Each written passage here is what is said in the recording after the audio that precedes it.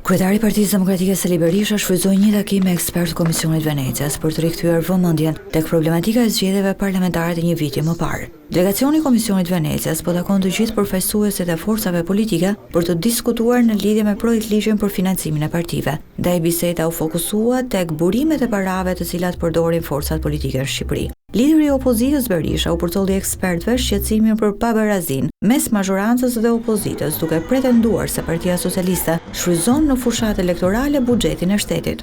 Diferenca e financimit me parat e buxhetit midis dy forcave kryesore politike shkon nga 700 në 1000 herë.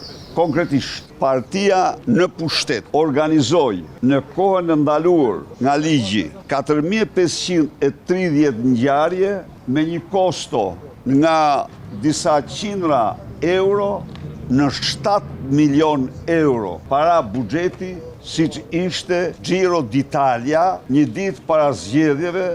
Berisha premtoi se çdo rekomandim i Komisionit Venecias dhe Odirit për projektligjin për financimin e partive do zbatohet nga opozita. E për herë të parë, Berisha deklaroi se është gati të bisedojë për depolitizimin e komisioneve zgjedhore.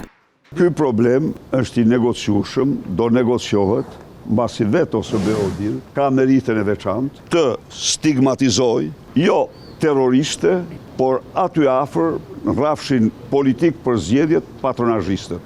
Në raport me reformën elektorale, Berisha foli për nevojën e miratimit parashikimeve ligjore që çojnë anullimin e zgjedhjeve, kur procesi ka probleme.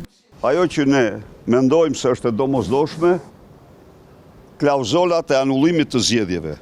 Ekspertët e Komisionit Venecias ndodhen në Tiranë për të dëgjuar të gjitha palët në lidhje me draftin e ri për financimin e partive, e do të publikojnë opinionin e tyre në mesin e muajit qershor. Për këtë draft kanë sjellë opinione edhe ekspertët e Odirit dhe më pas do të jetë Komisioni i Reformës Zgjedhore, i cili mbi rekomandimet e tyre do të bëjë ndryshimet finale në ligj.